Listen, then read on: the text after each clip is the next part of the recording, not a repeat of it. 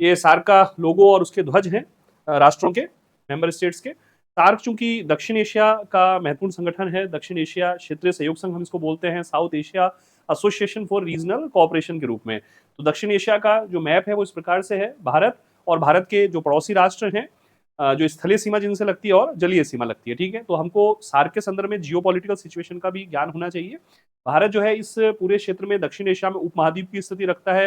ये आप देख सकते हैं, विशालकाय क्षेत्रफल है और उसके अलावा विभिन्न प्रकार की जो एक बड़ी जनसंख्या और विभिन्न प्रकार की सांस्कृतिक विविधता। तो एक उपमहाद्वीप सब कॉन्टिनेंट की विशेषता जो है भारतीय क्षेत्र में रखता है। साथ ही इधर पाकिस्तान के साथ सीमा लगती है, नेपाल, भूटान और बांग्लादेश के साथ सीमा लगती है। तो ये तो स्थलीय सीमा हो गई, और जलीय सीमा जो है मालदीव और श्रीलंका के साथ लगती है। और इधर पाक अधिकृत कश्मीर वाला जो क्षेत्र है, यदि उसको भी संदर्भित किया जाए तो फिर अफगानिस्तान के साथ भी फिर हमारी सीमा जो है वो यहाँ लगती हुई दिखाई देती है। तो ये जो कंट्रीज हैं, 1 2 3 4 5 6 7 और 8, ये 8 देश जो दक्षिण एशिया के देश हैं, ये आठों के आठों देश सार्क के भी मेंबर स्टेट हैं। शुरू में 7 सदस्य थे, कालांतर में 8वें सदस्य के रूप में अफगानिस्तान को जब वहां पर लोकतांत्रिक प्रक्रिया वापस से शुरू हुई, विभिन्न प्रकार के जो वहां घटनाक्रम घटित हुए थे आतंकवादी और विभिन्न प्रकार की व्यवस्थाओं के कारण, उसके बाद जब वहां लोकतांत्रिक प्रक्रिया स्टार्ट हुई थी, तब अफगानिस्तान को भी 8वें सदस्य राष्ट्र के रूप में शामिल किया गया। तो ध्यान रखिएगा, ये दक्षिण एशिया जो है इसकी भू राजनीति है ना, दक्षिणी एशिया या दक्षिण एशिया बोल सकते हैं, दक्षिण एशिया लिख देता हूं मैं, ठीक है। एक तो आपको मैप जरूर देखने हैं, मैं आग्रह करता हूं रोजाना कि मैप जरूर देखा कीजिए, उससे आपको स्थितियां पता चलेंगी कि कौन कौन से राष्ट्र सीमावर्ती हैं। और ये जो है हिंद महासागर की स्थिति है, तो ये सामुद्रिक पड़ोसी राष्ट्रों का संदर्भ है, श्रीलंका और मालदीव के साथ। तो हमारी जो महासागरीय कूटनीति है, इंडो पैसिफिक जो कूटनीति है, वो भी सार्क के संदर्भ में महत्वपूर्ण आती है। क्योंकि जैसे मैंने कहा कि आने वाले जितने भी एग्जामिनेशन है, जैसे आरएस मेंस का एग्जाम है और स्कूल लेक्चर का एग्जाम है, 2 एग्जाम अभी जून में ही है, अभी तो प्रस्तावित यही है। आगे अगर इनकी डेट वगैरह चल जाती है, पोस्टपोन हो जाते हैं, तो वो एक अलग बात है, उसमें हम बात कर चुके हैं पहले एक वीडियो में। तो ये जो दोनों एग्जाम है, उसमें जैसे मेंस के संदर्भ में अगर मान लीजिए पूछते हैं, तो सार्क के समक्ष भू राजनीतिक जो चुनौतियां हैं, ऐसा कुछ क्वेश्चन वो दे सकते हैं। तो आपको ध्यान रखना है कि सार्क दक्षिण एशिया के राष्ट्रों को रिप्रेजेंट करता हुआ संगठन है। तो दक्षिण एशिया की जो समस्याएं हैं, भू राजनीतिक राष्ट्रों के मध्य सीमा विवाद हैं, शरणार्थियों की समस्याएं हैं, आतंकवाद का जो विषय है, और तस्करी मादक पदार्थों की है, और नदी जल के विभाजन से रिलेटेड जो समस्याएं हैं, अल्पसंख्यकों की सुरक्षा के प्रश्न है, बाहरी शक्तियों का हस्तक्षेप है, जैसे चाइना का हस्तक्षेप आ जाता है, इस वाले एरिया में चाइना का हस्तक्षेप हो जाता है, या महाशक्तियों की जो रुचि का क्षेत्र आया हमेशा से, शीत युद्ध के दिनों में अमेरिका की विशेष रुचि रही है इस क्षेत्र में। अभी भी अमेरिका, रशिया, चाइना ये जो है यहाँ इस क्षेत्र में प्रयासरत रहते हैं, ठीक है। तो ये आपको ध्यान रखना है कि जो भी भू राजनीतिक चुनौतियां हैं वो सार्क के समक्ष भी आ जाएंगी। इसलिए सार्क बहुत सफल संगठन के रूप में प्रस्तुत नहीं हो पाया, और हाल के वर्षों में तो लगभग ये निस्तेज सा संगठन पड़ा हुआ है। लेकिन अभी जो अप्रैल मई में जो इंसिडेंट हुए भारत पाकिस्तान के संबंधों में, जो तनाव की स्थिति हुई, उसमें सार्क वीजा जो छूट योजना है वो बहुत ज्यादा चर्चित रही। तो हो सकता है कि सार्क से यहाँ क्वेश्चन आ जाए। ऑब्जेक्टिव जो पेपर है स्कूल लेक्चर का, उसमें सार्क से रिलेटेड, सार्क की जो फुल फॉर्म है, उसके सदस्य राष्ट्र हैं, उसकी स्थापना है, उसके उद्देश्य हैं, उसके सिद्धांत हैं, उसके सम्मेलन है, भारत का उसमें संदर्भ जो है, उनसे क्वेश्चन पूछे जा सकते हैं, ठीक है। तो इनको फटाफट से मैं कवर कर लेता हूं। देखिए, दक्षिण एशिया में क्षेत्रीय सहयोग के विचार पर पहली बार एशियाई संबंध सम्मेलन 1947 में हुआ था। भारत की विदेश नीतियां पढ़ते हैं इसको हम। और बगुइयो सम्मेलन 1950 और कोलंबो पावर सम्मेलन 1954 में ये चर्चा की गई थी। सार्क की अवधारणा बांग्लादेश के राष्ट्रपति जियाउर रहमान के द्वारा 1980 में शांति और स्थिरता को बढ़ावा देने के लिए प्रस्तुत की गई। बांग्लादेश ने पहल की थी सार्क के रूप में, जियाउर रहमान का नाम इसमें आता है महत्वपूर्ण रूप से। सार्क का आधिकारिक गठन 8 दिसंबर 1985, डेट याद रखिएगा, ढाका बांग्लादेश में हुआ, जिसके 7 संस्थापक सदस्य थे, बांग्लादेश, भूटान, भारत, मालदीव, नेपाल, पाकिस्तान और श्रीलंका। एसोसिएशन का, क्योंकि मैंने भी कहा south Asia association for regional cooperation इसका पूरा नाम है। तो एसोसिएशन का सचिवालय 17 जनवरी 1987 को काठमांडू में स्थापित किया गया, नेपाल में। और वर्ष 2007 में अफगानिस्तान इसका 8वां सदस्य बना। तो ये तो एक इवेंट हुआ इसका। नेक्स्ट बढ़ते हैं, तो अनुच्छेद 1, क्योंकि इसका भी अपना चार्टर है तो उसके आर्टिकल्स हैं। तो अनुच्छेद 1 जो है वो उद्देश्यों का है, अनुच्छेद 2 सिद्धांत का है। सामान्यतः यही हुआ करता है अंतरराष्ट्रीय संगठनों में, अनुच्छेद 1 सामान्यतः उद्देश्य और अनुच्छेद 2 जो होता है वो सिद्धांत की बात करता है, ठीक है, याद रखिएगा। इसमें बेसिक बेसिक चीज आपको याद रखनी है कि दक्षिण एशिया लोगों के कल्याण को बढ़ावा देना, जीवन की गुणवत्ता में सुधार करना, क्योंकि दक्षिण एशिया जो है, मैंने अभी बताया कि विविधताओं से युक्त है। और कुछ राष्ट्र यहाँ आमदनी के लिहाज से, संपन्नता के लिहाज से काफी ज्यादा एक हमें कहना चाहिए अल्प विकास की स्थिति में रहे, गरीब स्थिति में रहे। जैसे बांग्लादेश की जो स्थिति रही है, अफगानिस्तान की जो स्थिति रही है, पाकिस्तान की स्थिति रही है, नेपाल की स्थिति रही है। तो वहाँ जो है जीवन यापन को लेकर और गरीबी को लेकर, बेरोजगारी को लेकर आर्थिक जो संकट है वो व्यापक मात्रा में रहे हैं। फिर दूसरा, क्षेत्र में आर्थिक विकास करना, सामाजिक प्रगति और सांस्कृतिक विकास में तेजी लाना, और सभी व्यक्तियों को सम्मानपूर्ण जीवन जीने और अपनी पूर्ण क्षमताओं को साकार करने का अवसर प्रदान करना। फिर दक्षिण एशिया के देशों के मध्य सामूहिक आत्मनिर्भरता को बढ़ावा देना। देखिए, कोई भी संगठन इस उद्देश्य से बनता है कि उस क्षेत्र में जितने भी राष्ट्र हैं, वो सभी आपस में सहयोग करते हुए, एक दूसरे का उत्थान करते हुए, उस क्षेत्र को एक महत्वपूर्ण शक्ति के केंद्र के रूप में प्रस्तुत करें। लेकिन फिर मैंने वही कहा कि दक्षिण एशिया के सभी राष्ट्रों के मध्य बहुत सारे मतभेद विद्यमान हैं और इसी वजह से दक्षिण एशिया की पहचान बहुत ज़्यादा मजबूती से नहीं प्रस्तुत हो पाई एक लंबे समय तक। अभी तो फिर ग्लोबल साउथ के रूप में भारत ने जिस प्रकार से नेतृत्व किया है दक्षिण एशिया का और विकासशील देशों के हितों की बात करिए, गुटनिरपेक्ष आंदोलन लगातार चलता गया है, तो उस लिहाज से तो दक्षिण एशिया की महत्वपूर्ण पहचान बनी है। लेकिन बावजूद उसके दक्षिण एशिया अभी भी वैश्विक पटल पे अपनी विभिन्न प्रकार की समस्याओं के कारण बहुत ज़्यादा जाना जाता है। फिर दक्षिण एशिया के मध्य सामूहिक आत्मनिर्भरता, आपसी विश्वास, समझ और एक दूसरे की समस्याओं की सराहना में योगदान देना, उनका समाधान में है ना, इसको समाधान कर दीजिए। वैसे तो ये वेबसाइट से लिया है इसकी। आपसी विश्वास, समझ और एक दूसरे की समस्याओं के समाधान में योगदान, आर्थिक, सामाजिक, सांस्कृतिक, तकनीकी, वैज्ञानिक क्षेत्रों में सक्रिय सहयोग, अन्य विकासशील देशों के साथ सहयोग को मजबूत करना। जैसे ये वाला जो बिंदु है ग्लोबल साउथ के साथ जुड़ जाएगा। साझा हितों के मामले पर अंतर्राष्ट्रीय मंचों में आपस में सहयोग को मजबूत करना, जैसे आतंकवाद का निवारण हो गया, मादक पदार्थों की तस्करी का निवारण हो गया, इस प्रकार का कोई विषय हो तो उससे अंतर्राष्ट्रीय मंच जैसे WTO हो गया या संयुक्त राष्ट्र हो गया या IMF और वर्ल्ड बैंक हो गए, ऋण वगैरह से रिलेटेड विषय पर वहां अपने हितों की बात करना। समान लक्ष्य और प्रयोजन वाले अंतर्राष्ट्रीय क्षेत्रीय संगठनों के साथ सहयोग करना, तो ये इसके उद्देश्य हैं। सिद्धांत जो है अनुच्छेद 2 में दिए गए हैं। इसमें सिद्धांत है संप्रभु समानता, सहयोग, क्षेत्रीय अखंडता और राजनीतिक स्वतंत्रता, अन्य राज्यों के आंतरिक मामलों में हस्तक्षेप ना करना, पारस्परिक लाभ के सिद्धांतों के सम्मान पर आधारित। बिल्कुल आप समझ लीजिए कि आदर्शवाद पर आधारित होते हैं सिद्धांत। शांति की बात करते हैं, अनाक्रमण की बात करते हैं, संप्रभुता की बात करते हैं, प्रादेशिक अखंडता के सम्मान की बात करते हैं, स्वतंत्रता की बात करते हैं, सम्मान की बात करते हैं, एक दूसरे को लाभ पहुंचाने की बात करते हैं, आंतरिक मामलों में हस्तक्षेप ना करने की बात करते हैं। तो पढ़ लीजिए, रटने की कोई जरूरत नहीं है। ये आ जाए तो इसके आधार पर हम आंसर अपना फ्रेम कर पाएंगे अच्छे से। फिर ऐसा सहयोग द्विपक्षीय बहुपक्षीय सहयोग का स्थानापन्न नहीं होगा बल्कि उनका पूरक होगा। यानी कि ये जो सहयोग किया जाएगा इसका मतलब यही नहीं होगा कि केवल दो ही राष्ट्र अपना आपस में सहयोग कर रहे हैं, बल्कि पूरे संगठन के भीतर जो है सहयोग को बढ़ावा दिया जाएगा, है ना। ये ध्यान रखिए, क्योंकि द्विपक्षीय सहयोग में केवल दो ही राष्ट्रों के मध्य होगा, बहुपक्षीय सहयोग कुछ राष्ट्रों को ही केंद्र में रख सकता है, लेकिन संगठन का सहयोग द्विपक्षीय और बहुपक्षीय सहयोग से भी ऊपर हो सकेगा। ऐसा सहयोग द्विपक्षीय और बहुपक्षीय दायित्वों के साथ असंगत नहीं होगा, लेकिन बावजूद सार्क के उद्देश्यों के बावजूद राष्ट्र आपस में यदि कोई संबंध स्थापित करते हैं तो वो संबंध भी उनको स्थापित करने की छूट प्रदान की जाएगी, है ना। ध्यान रखिए, जैसे भारत का बांग्लादेश के साथ बहुत अच्छा संबंध रहा है, व्यापारिक रूप से, आर्थिक रूप से। भूटान के साथ हमारे अच्छे संबंध है, नेपाल के साथ भी रहे हैं। अभी तो नेपाल के साथ, पाकिस्तान के साथ, बांग्लादेश के साथ काफी समस्याएं हम देख रहे हैं, लेकिन ये संबंध भी वहां पर प्रस्तुत रहे हैं। दक्षिण एशिया की भू राजनीति पर एक दिन हम बात कर लेंगे। अनुच्छेद 3 जो है राज्य सरकारों के प्रमुखों की बैठक सदस्य राज्यों द्वारा आवश्यक समझे जाने पर जो शिखर सम्मेलन कह लीजिए इसको, राष्ट्राध्यक्ष या शासनाध्यक्ष वर्ष में एक बार या अधिक बार मिलेंगे, है ना। इसके शिखर सम्मेलन अब देखते हैं इसके। ये शिखर सम्मेलनों की एक लिस्ट हमने जो है ये स्क्रीनशॉट लिया है, या देख लीजिए, कई बार पूछ लेते हैं। अब तक जितने सम्मेलन हुए हैं तो वो एक बार देख लेते हैं। टोटल अभी तक 18 सम्मेलन हुए हैं, ठीक है, टोटल 18 सम्मेलन, है ना।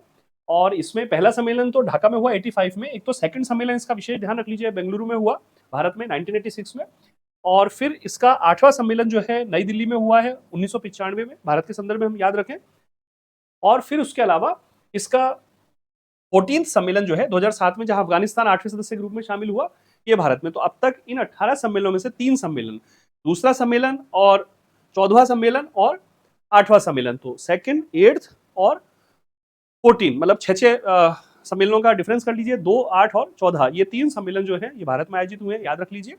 फिर जो पाकिस्तान की तरफ से आतंकवाद जिस प्रकार से उसको प्रमोट किया जाता है, जिस प्रकार से उसको प्रस्तुत किया जाता है, उन घटनाओं के कारण 2016 में जब वहाँ 19वां शिखर सम्मेलन हो रहा था तो भारत ने विरोध दर्ज कराया। फिर भारत की देखा देख दक्षिण एशिया के अन्य राष्ट्रों ने भी विरोध दर्ज कराया, और फिर चूंकि यहाँ निर्णय सर्वसम्मति से लिए जाते हैं, सार का सिद्धांत ये कहता है कि निर्णय सर्वसम्मति से होंगे, तो चूंकि कुछ राष्ट्रों ने भारत के साथ इस जो है मुहिम को आगे बढ़ाया कि भाई पाकिस्तान जब तक आतंकवाद नहीं रोकता है तब तक सार्क की बैठकें, सार्क के शिखर सम्मेलन नहीं हो, तो ऐसी स्थिति में 2016 में जो 19वां शिखर सम्मेलन था उसका बहिष्कार कर दिया और उसके परिणामस्वरूप स्थगित कर दिया, और वहीं से सार्क जो है वो लगभग निस्तेज होता चला गया।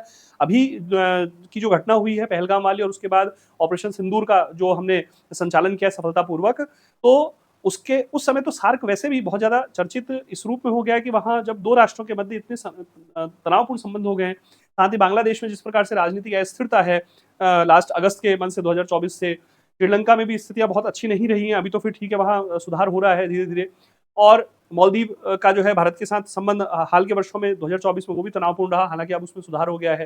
नेपाल में भी चाइना के प्रभाव की वजह से थोड़ा सा संबंधों में तनाव की स्थिति उत्पन्न हुई है, हालांकि द्विपक्षीय संबंध है। भूटान के साथ हमारे अच्छे संबंध हैं।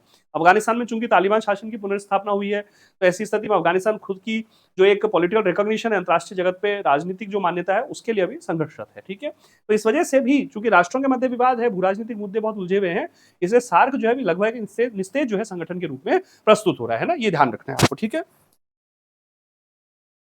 तो भारत ने 18 सार्क शिखर सम्मेलन में 3 की मेजबानी की, ये अपन ने बता दिया है ना, तो ये याद रख लीजिएगा। भारत ने 2017 में, ये भारत की कुछ मुहिम है, भारत ने 2017 में दक्षिण एशियाई उपग्रह जो है साउथ एशिया सैटेलाइट लॉन्च किया था, जो सार्क देशों को उपग्रह आधारित सेवाएं प्रदान करता है। अच्छा, एक चीज और आपको ध्यान रखना है कि सार्क जो है वो भारत की पड़ोस प्रथम की जो नीति है, नेबरहुड फर्स्ट की नीति, उसके अंतर्गत आता है ना।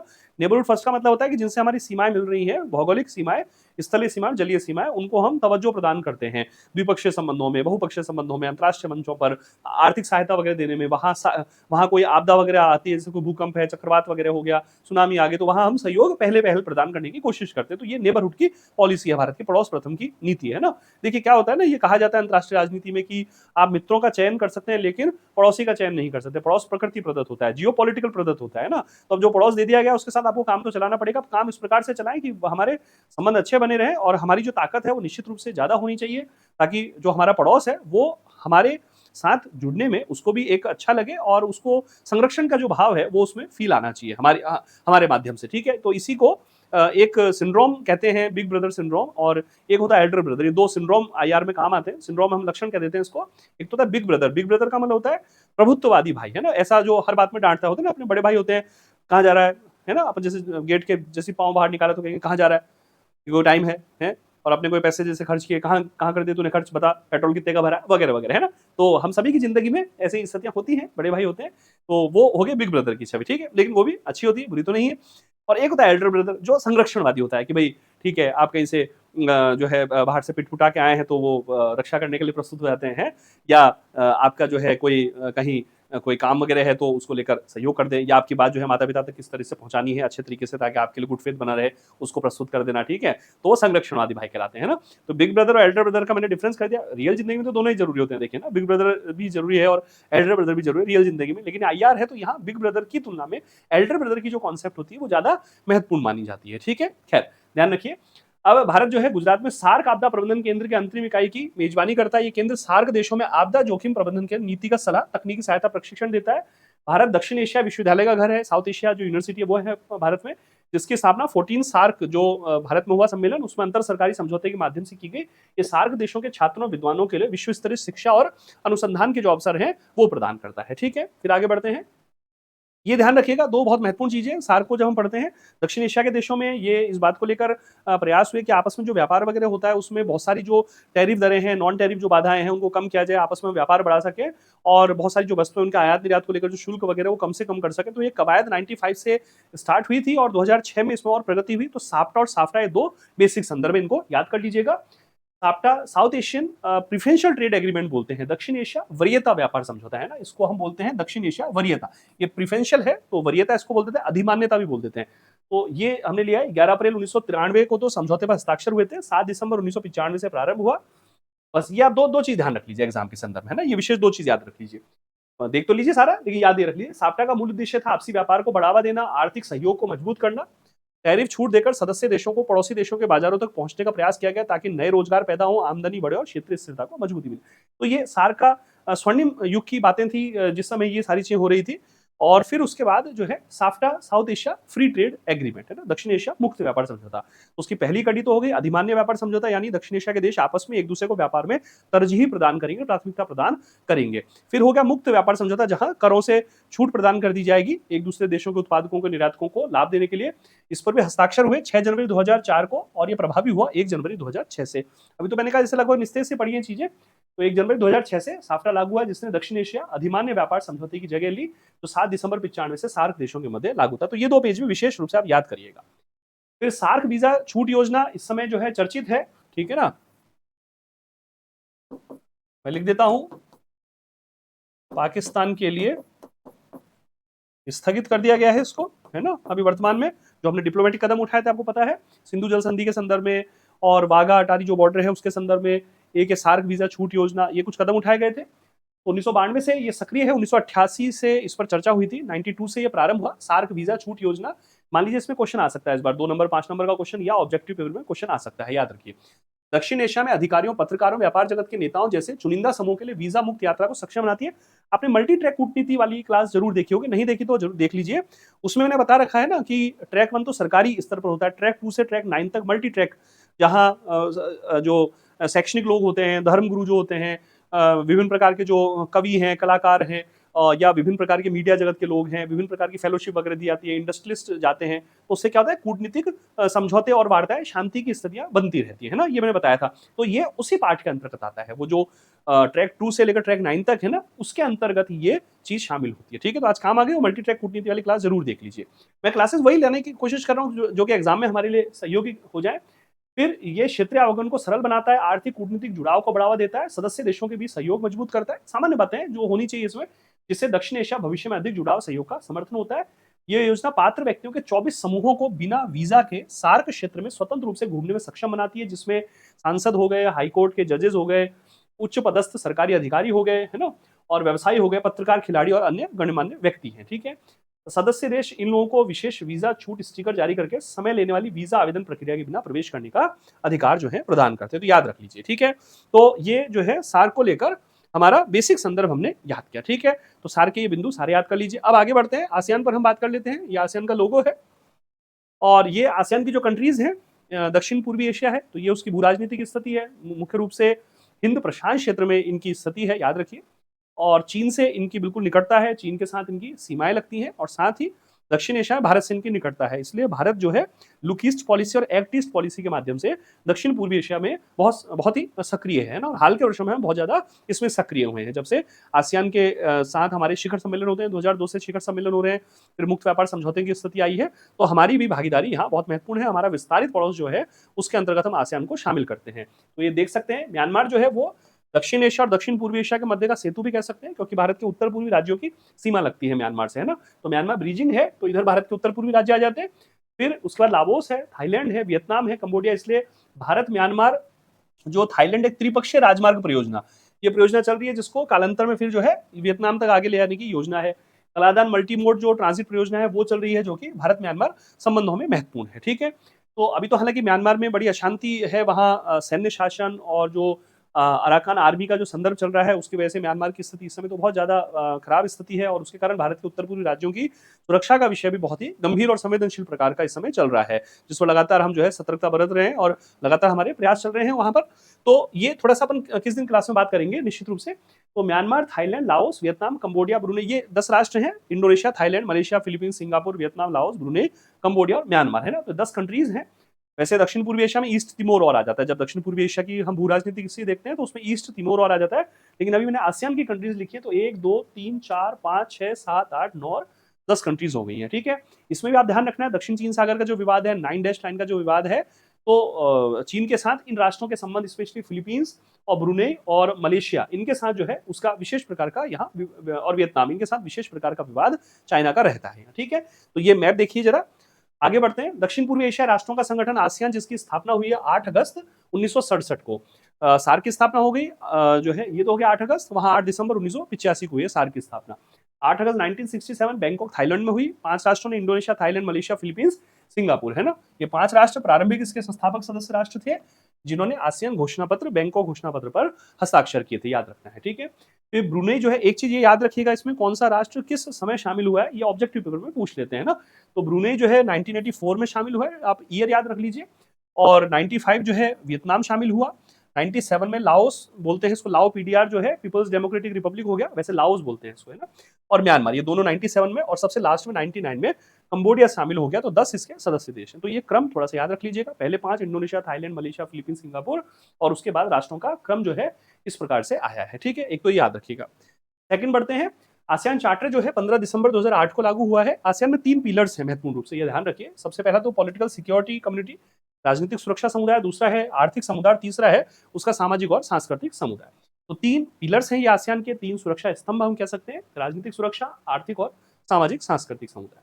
अनुच्छेद 3 में कहा गया है कि आसियान को एक अंतर सरकारी संगठन के रूप में कानूनी व्यक्तित्व प्रदान किया था। इंटर गवर्नमेंटल ऑर्गेनाइजेशन बोल देते हैं इनको, क्षेत्रीय संगठन से भी आगे बढ़कर भूमिका आती है, जैसे ब्रिक्स को भी अंतर सरकारी संगठन के रूप में घोषित किया जाता है। तो क्षेत्रीय संगठन देखिए क्या है, क्षेत्रीय संगठन की जो व्याख्या है यूएन के चार्टर के अंतर्गत की गई। अब वो व्याख्या निश्चित रूप से जैसा-जैसा समय बढ़ता जा रहा है तो उस व्याख्या में कुछ नए आयाम जुड़ते चले जाते हैं ना। तो इंटर गवर्नमेंटल ऑर्गेनाइजेशन के रूप में भी इसे प्रस्तुत किया जाता है। वैसे हम क्षेत्रीय संगठन की भूमिका में इसे प्रस्तुत करते हैं क्योंकि दक्षिण पूर्वी एशिया का जो रीजन है, उस रीजन का ये संगठन है। उस रीजन के 10 राष्ट्रों को मिलाकर ये प्रस्तुत करता है। ब्रिक्स की जब हम बात करते हैं डेफिनिटली वो क्षेत्रीय संगठन से बढ़कर अंतर सरकारी संगठन के रूप में आ जाता है क्योंकि उसमें Brazil, Russia, India, China, south Africa और अब तो जो है विभिन्न जो अन्य कंट्रीज भी जो उसमें शामिल हो गई, तो मिडिल ईस्ट तक भी उसका जो है विस्तार हो गया है ना। वो अपन कल देखेंगे ब्रिक्स वगैरह में जब बात करेंगे। आसियान के उद्देश्य हैं ये आप देख लीजिएगा, मैंने यहाँ एक इसका शायद हमने अच्छा इसमें इसी प्रकार से लिखे हैं, ठीक है, इसको देख लेते हैं हम एक बार फटाफट से। क्षेत्र का आर्थिक विकास करना, सामाजिक प्रगति करना, सांस्कृतिक विकास करना है ना, आर्थिक, सामाजिक, सांस्कृतिक विकास करना, अनुसंधान को बढ़ावा देना, सुरक्षा को मजबूत करना, आपस में द्विपक्षीय सहायता सहयोग में वृद्धि करना, ठीक है ना, क्षेत्र समान उद्देश्य रखने वाले राष्ट्रों के साथ सहयोग करना, अंतर्राष्ट्रीय मंचों पर सहयोग करना इत्यादि ये उद्देश्य होते हैं सामान्यतः। न्याय और कानून के शासन के प्रति सम्मान रखना, यूएन के सिद्धांतों का पालन करने के माध्यम से क्षेत्रीय शांति और स्थिरता को बढ़ावा देना, आर्थिक, सामाजिक, सांस्कृतिक, तकनीकी, वैज्ञानिक और प्रशासनिक क्षेत्रों में सक्रिय सहयोग और पारस्परिक सहायता को बढ़ावा। मतलब मेरा कहने का तात्पर्य उद्देश्य रटे नहीं जाते हैं, एक बार ध्यान कर लीजिए, बस पढ़ लीजिए, 2-3 बार फटाफट से तेजी से पढ़ लीजिए, अपने आप याद हो जाते हैं, हम लिख सकते हैं उसको, ठीक है। कृषि, उद्योग, व्यापार क्षेत्र, शैक्षणिक, व्यवसाय, तकनीकी सहयोग, परिवहन, संचार है, दक्षिण पूर्वी एशिया के अध्ययन को बढ़ावा देना और अंतर्राष्ट्रीय क्षेत्रीय संगठनों के साथ लाभकारी संबंध बनाए रखना। तो लैंग्वेज आपकी अपनी हो सकती है, बेसिक कोर एरिया जो है वो यहाँ से आप ले सकते हैं, ठीक है। फिर आसियान के मौलिक सिद्धांत हैं, वही मैंने थोड़ी देर पहले कहा था, सार्क में भी स्वतंत्रता, संप्रभुता, समानता, क्षेत्रीय अखंडता और पारस्परिक सम्मान, प्रत्येक राज्य को बाहरी हस्तक्षेप या दबाव से मुक्त होकर अपने अस्तित्व को के साथ जीने का अधिकार है, आंतरिक मामलों में हस्तक्षेप ना करना, शांतिपूर्ण तरीके से विवादों का निपटारा करना, बल प्रयोग की धमकी या उसके प्रयोग का त्याग करना और आपस में प्रभावी सहयोग करना। तो ये मैंने कहा सिद्धांत भी कमोबेश कॉमन हुआ करते हैं, तो थोड़ा सा एक बार देख लीजिए, हमको याद हो जाएंगे अच्छे से, हम पढ़ पाएंगे उसको, ठीक है। फिर आसियान के शिखर सम्मेलन, यहाँ से क्वेश्चन पूछ लिए जाते हैं। आसियान का जैसे शिखर सम्मेलन है, आसियान में सर्वोच्च नीति निर्माण निकाय है जिसमें आसियान सदस्य देशों के राष्ट्रीय अध्यक्ष या सरकार प्रमुख शामिल होते हैं।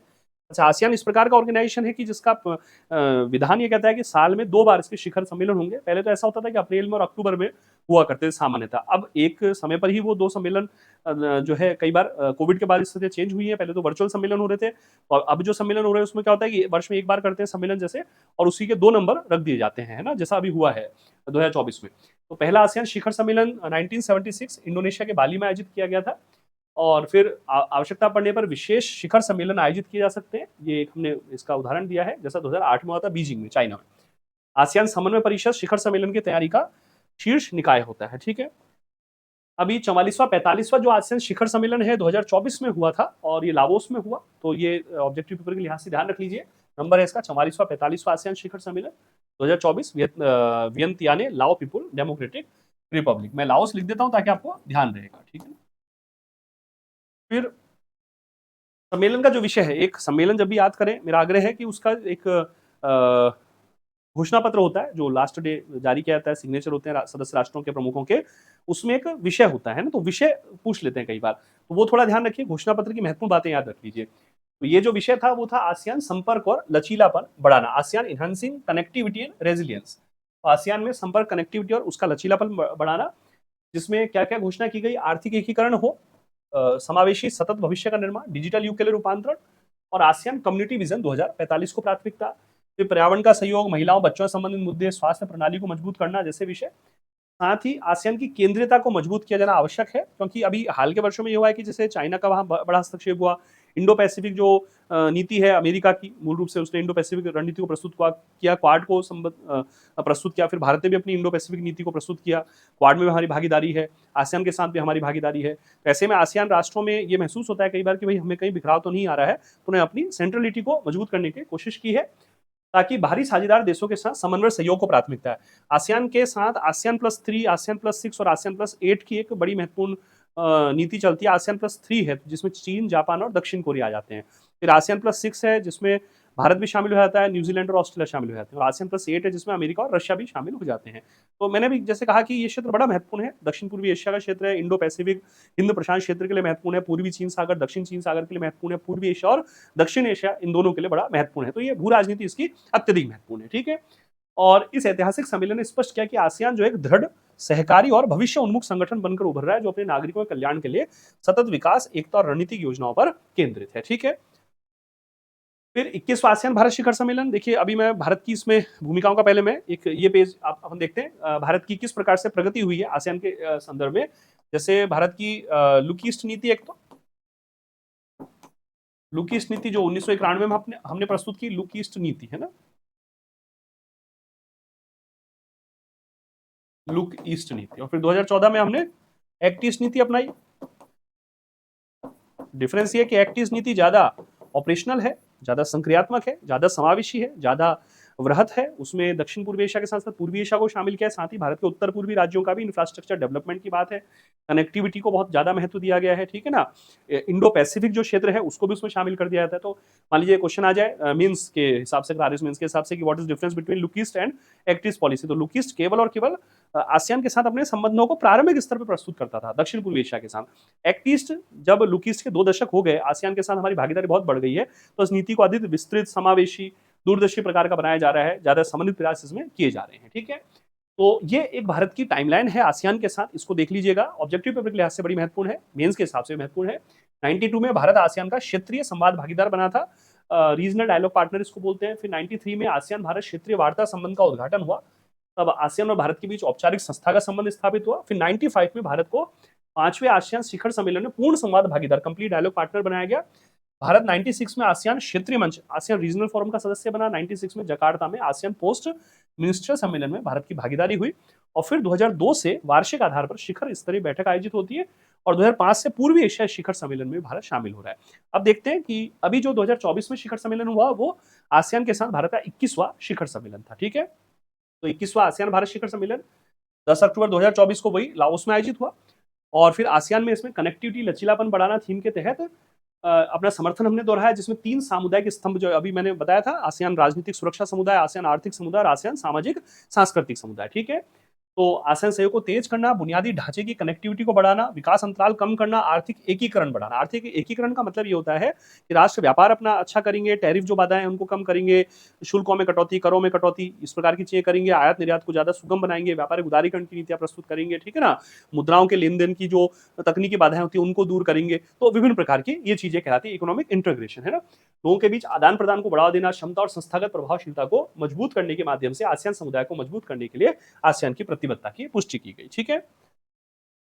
फिर ये एक और हम देख लें कि आसियान और भारत के संबंधों में प्रगाढ़ता। आसियान भारत वस्तुओं में व्यापार समझौता जो है, ये 13 अगस्त 2009 को हस्ताक्षर हुआ, 1 जनवरी 2010 से लागू। ये ऑब्जेक्टिव पेपर आजकल क्या है, ऑब्जेक्टिव पेपर में आईआर के क्वेश्चन बहुत ही और करंट, कठिन और थोड़ा सा व्यापक प्रकार के भी आने लगे हैं ना, तो वो थोड़ा देख लें।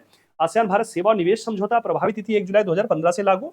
इसके अलावा भारत उप क्षेत्रीय सहयोग पहलों में भी सक्रिय है। भारत मेकांग गंगा सहयोग और बिम्स्टेक आज अपन ले रहे हैं। मेकांग गंगा जो कॉपरेशन है, एक दिन 4-5 मिनट की क्लास में इसको हम समझ लेंगे। तो आसियान के साथ हमारी भागीदारी मैंने बताया, हमारी इंडो पैसिफिक कूटनीति, act east policy, look east policy, इसको संदर्भित कर लीजिए आप। ठीक है। वहाँ चीन के विस्तारवाद को रोकने का जो संदर्भ है उसको देख लीजिए। हमारे दक्षिण पूर्वी एशिया के साथ साथ पूर्वी एशिया में हमारी भागीदारी, क्वाड में हमारी भागीदारी। ठीक है। तो इसको थोड़ा सा हम देख लें। बिम्स्टेक में हमारी भागीदारी, अभी अपन देखते हैं बिम्स्टेक को। वैसे बिम्स्टेक पे मैंने क्लास ले रखी है ऑलरेडी, यूट्यूब पे पढ़ी है वो हमारे चैनल पे, या आज और देख लेते हैं, उसको कुछ ऐड किया है हमने। और मेकांग गंगा सहयोग, इसको हम एक दिन अलग से 4-5 मिनट का, ये तो शॉर्ट्स के हिसाब से हम बात कर सकते हैं 3 मिनट में, लेकिन 3 मिनट के आजकल शॉर्ट्स 3 मिनट तक के बनने लगे हैं, लेकिन 4-5 मिनट में मेकांग गंगा सहयोग को पढ़ लेंगे। ठीक है। तो ये साहब इस प्रकार से आसियान का जो है संदर्भ प्रस्तुत हुआ। अब आज का जो क्लास 1 है हमारी अंतरराष्ट्रीय संगठन की, उसमें तीसरा जो संगठन हमने लिया वो बिम्स्टेक लिया है। अब नेक्स्ट जो हमें इसमें पार्ट 2 रहेगा, उसमें ब्रिक्स, G20 और शंघाई सहयोग संगठन और G7, इन संगठनों को लेने का प्रयास करेंगे। बिम्स्टेक है, ये मैप है वही हमारा दक्षिण एशिया और दक्षिण पूर्वी एशिया। तो इसमें भारत हो गया, श्रीलंका हो गया, ठीक है, नेपाल हो गया, भूटान हो गया, बांग्लादेश हो गया। तो 5 कंट्रीज तो सीधे सीधे दक्षिण एशिया सार्क के आगे, और म्यांमार, थाईलैंड, ये 2 दक्षिण पूर्वी एशिया के आगे है ना, ये ध्यान रखिए। ठीक है। ये 5 कंट्री दक्षिण एशिया, 2 कंट्री दक्षिण पूर्वी एशिया। हालांकि म्यांमार मैंने कहा कि दक्षिण एशिया दक्षिण पूर्वी एशिया के मध्य सेतु के रूप में। अब आप देख पा रहे होंगे कि भारत से बिल्कुल जो है भौगोलिक दूरी जो है दक्षिण पूर्वी एशिया की बहुत ज्यादा नहीं है, और नॉर्थ ईस्ट से इसकी निकटता है। साथ ही ये हिंद जो प्रशांत क्षेत्र है उसमें इंडो पैसिफिक कूटनीति को इससे महत्व मिलता है। ठीक है, याद रखिएगा। अब देख लेते हैं बिम्स्टेक का पूरा नाम, bay of Bengal initiative for multi sectoral technical and economic cooperation. Hindi में है बंगाल की खाड़ी बहुपक्षीयता, तकनीकी और आर्थिक सहयोग पहल। इस क्षेत्रीय समूह का मुख्य उद्देश्य बंगाल की खाड़ी से सटे हुए जो देश हैं, सीमावर्ती देश, उनके मध्य आर्थिक सहयोग को बढ़ावा देना। और 97 6 जून को ये 4 देशों बांग्लादेश, भारत, श्रीलंका, थाईलैंड के प्रतिनिधियों ने, इसका नाम तब ये होता था BIST और फिर -EC, बांग्लादेश, भारत, श्रीलंका, थाईलैंड आर्थिक सहयोग। तो आज जो 7 कंट्रीज हैं, पहले 4 कंट्रीज ने इसको शुरू किया, बांग्लादेश, इंडिया, श्रीलंका, थाईलैंड ने, ठीक है। फिर 97 में म्यांमार शामिल हुआ, बिम्स्टेक नाम हुआ, और फिर 2004 में भूटान, नेपाल शामिल हुए। तो पहले तो राष्ट्रों के जो प्रथम नाम है उन पे ही था Bangladesh, India, Myanmar, Sri Lanka, Thailand economic cooperation, ये नाम था। बाद में जब नेपाल, भूटान भी शामिल हुए तो और विस्तार हो गया, तो उसका नाम बदला गया, नाम हुआ bay of Bengal multi sectoral, bay of Bengal for multi sectoral technical and economic cooperation. तो बंगाल की खाड़ी में तकनीकी और आर्थिक जो सहयोग की पहल है ये। और 31 जुलाई 2004 को बैंकॉक में आयोजित पहले शिखर सम्मेलन में इस समूह का नाम जो है बदलकर ये कर दिया गया, ठीक है, जो आज इस नाम से जाना जाता है। तो ये टाइमलाइन है, ऑब्जेक्टिव पेपर के लिहाज से महत्वपूर्ण है। वर्तमान में बिम्स्टेक के 7 सदस्य देश हो गए, बांग्लादेश, भारत, श्रीलंका, थाईलैंड, म्यांमार, भूटान और नेपाल, ठीक है। तो ये सार्क और आसियान के मध्य एक सेतु की भूमिका में हम कह सकते हैं। साथ ही भारत की जो दक्षिण एशिया नीति, पड़ोस प्रथम नीति और विस्तारित पड़ोस नीति, एक्ट ईस्ट नीति और लुक ईस्ट पॉलिसी और इंडो पैसिफिक नीति, उसके भी केंद्र में बिम्स्टेक को हम रख सकते हैं ना, याद रखिए।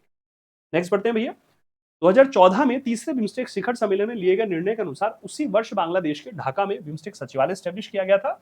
ये एक सेक्टर ड्राइवन ग्रुपिंग है, क्षेत्र आधारित समूह। ये ध्यान रखिए, इसमें 6 क्षेत्रों पर ध्यान रखा गया था आपस में राष्ट्रों में। ट्रेड है, व्यापार है, तकनीक है, ऊर्जा सेक्टर है, ट्रांसपोर्टेशन है, परिवहन, पर्यटन है और फिशरीज है, मत्स्य पालन, क्योंकि सामुद्रिक क्षेत्र है ना, तो महासागरीय कूटनीति और नीली पानी आधारित अर्थव्यवस्था इनके संदर्भ में महत्वपूर्ण हो जाएगा।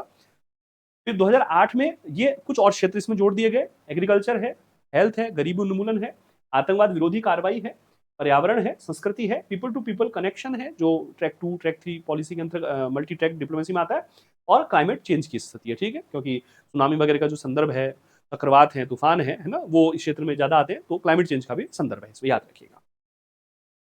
ये राष्ट्रों की कुछ प्राथमिकताएं हैं, उसको मैंने लिया है, ये देख सकते हैं आप, बांग्लादेश की क्या प्राथमिकताएं हैं, इसमें भूटान की क्या प्राथमिकताएं, ये कोर एरिया रखे गए। भारत का जैसे सुरक्षा संदर्भ रखा गया है, जिसमें आतंकवाद का विरोध करना है, और जो पार राष्ट्रीय अपराध होते हैं, सीमाओं से भी परे जाकर अपराध, उनका विरोध करना, आपदा प्रबंधन है, और एनर्जी सेक्टर है। भारत ने इस वाले एरिया को ज्यादा महत्व दिया है, मतलब भारत के लिए ये संदर्भित किया गया है। फिर म्यांमार है, और ये 3 कंट्रीज नेपाल, श्रीलंका, थाईलैंड, ये हमने लिया है, आप देख सकते हैं इसको, ठीक है। फिर 5वां बिम्स्टेक शिखर सम्मेलन जो 2022 में 30 मार्च को वर्चुअल प्रारूप में हुआ था कोरोना के बाद, उसमें कोलंबो, श्रीलंका में आयोजित किया गया, जहां बिम्स्टेक चार्टर पर हस्ताक्षर किए गए, इसे अंगीकृत किया गया, स्वीकार किया गया, डेट याद रख लीजिएगा। बिम्स्टेक के कुछ उद्देश्य हैं, उद्देश्य देख लेते हैं जरा हम। वैसे मैंने उद्देश्यों को इस प्रकार से भी लिया है, कनेक्टिविटी और एकीकरण को बढ़ावा देना, साझा समृद्धि के लिए आर्थिक एकीकरण, आर्थिक विकास, सहयोग, तकनीकों को उन्नति करना, शांति, स्थिरता और गरीबी समाप्त करना। अब इनको डिटेल में हम देख लेते हैं। आर्थिक विकास करना, समानता, साझेदारी, बंगाल की खाड़ी में आर्थिक विकास, सामाजिक प्रगति, आर्थिक, सामाजिक, तकनीकी, वैज्ञानिक क्षेत्र, वही मैंने जो अभी 2 संगठनों के उद्देश्य बताया है ना, लगभग मिलते जुलते से नाम है। शैक्षणिक, व्यावसायिक, तकनीकी क्षेत्रों में प्रशिक्षण, अनुसंधान और राष्ट्रीय और विकास योजनाओं में सहयोग करना, ताकि रोजगार सृजन इत्यादि हो सके, ठीक है। और फिर निकट सहयोग करना शांति स्थिरता के लिए, जिसमें अंतर्राष्ट्रीय आतंकवाद का विरोध करना है, संगठित अपराधों का विरोध करना है, प्राकृतिक आपदा है, जलवायु परिवर्तन है, संक्रामक बीमारियों से मुकाबला शामिल है, अंतर्राष्ट्रीय क्षेत्रीय संगठनों के साथ निकट और लाभकारी सहयोग बनाए रखना, जिनके उद्देश्य बिम्स्टेक जैसे ही हो, बंगाल की खाड़ी क्षेत्र से गरीबी मिटाने का प्रयास करना, कनेक्टिविटी की स्थापना और साझा समृद्धि के लिए आर्थिकरण को बल दिया सके, ये विभिन्न प्रकार के इसमें व्यापार और निवेश को इसमें बल देना, क्षेत्रीय आर्थिक सामाजिक विकास को प्रोत्साहित करने हेतु व्यापार और निवेश को एक प्रमुख घटक के रूप में बढ़ावा देना। तो बार बार कहूंगा, उद्देश्य संस्थानों के देख लें 2-3 बार, कोई अलग सा उद्देश्य दिखे तो उसको अलग से नोट कर लें। कुछ कॉमन लाइनें हैं उद्देश्यों में, है ना, आर्थिक विकास, सामाजिक प्रगति, सांस्कृतिक विकास, कनेक्टिविटी, परिवहन, गरीबी उन्मूलन, आतंकवाद का विरोध करना, जलवायु प्रतिनिधि खतरों से निपटना, ठीक है ना, सामाजिक, सांस्कृतिक, पर्यावरणीय जो सहयोग है उसको बढ़ावा देना, इत्यादि इत्यादि। फिर बिम्स्टेक के सिद्धांत वही, सहयोग, समान संप्रभुता, राजनीतिक स्वतंत्रता, क्षेत्रीय अखंडता, भीतरी मामलों में हस्तक्षेप ना करना, आक्रामक नहीं होना, शांतिपूर्ण सह अस्तित्व, पारस्परिक सम्मान, पारस्परिक लाभ। तीनों संगठन लगभग आपको कॉमन दिखाई दे रहे होंगे ना। ये एक्चुअली यूएन के चार्टर से प्रेरित हैं ये सारी चीजें, ठीक है। यूएन के चार्टर के जो सिद्धांत है ना, आर्टिकल 2 में 7 सिद्धांत है वहां, तो उनसे प्रेरित होते हैं सभी। बिम्स्टेक के भीतर सहयोग सदस्य देशों के बीच द्विपक्षीय, उपक्षेत्रीय, क्षेत्रीय या बहुपक्षीय सहयोग का विकल्प नहीं, बल्कि उसका पूरक होगा। ये बिम्स्टेक के समिट है, शिखर सम्मेलन। अब तक 6 शिखर सम्मेलन इसके हो गए हैं, और इसका पहला शिखर सम्मेलन है ये, पहला शिखर सम्मेलन ये थाईलैंड में है, ठीक है।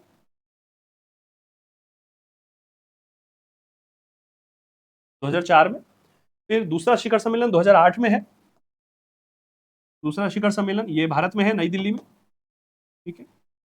फिर तीसरा जो शिखर सम्मेलन है 2014 में है, ये म्यांमार में हुआ है, ठीक है। फिर चौथा शिखर सम्मेलन ये 2018 में हुआ है, चतुर्थ शिखर सम्मेलन ये नेपाल में हुआ है, और फिर पांचवा शिखर सम्मेलन 2022 में हुआ है, ये श्रीलंका में हुआ है, और फिर छठा शिखर सम्मेलन 2025 में, अभी 4 अप्रैल को है ना, ये छठा शिखर सम्मेलन, नवीनतम है ना, लेटेस्ट कह लीजिए, नवीनतम शिखर सम्मेलन ये थाईलैंड में हुआ है ऑफिस से। तो थाईलैंड में 2 शिखर सम्मेलन हो गए, पहला और छठा शिखर सम्मेलन, ठीक है। तो वैसे चार्टर में तो है कि हर 2 साल में एक सम्मेलन होगा, लेकिन वो थोड़ा थोड़ा गैप आता रहा है, बहुत ज्यादा सक्रिय नहीं रहा। अभी मैंने कहा कि 2016 के बाद ज्यादा इसमें सक्रियता दिखाई दी है। भारत में जो गोवा में ब्रिक्स का सम्मेलन हुआ था, तो ब्रिक्स बिम्स्टेक आउटरीच सम्मेलन हमने आयोजित कराया था, तो वहां से 2016 से फिर बिम्स्टेक को गति मिली है, तेजी आई है बिम्स्टेक में।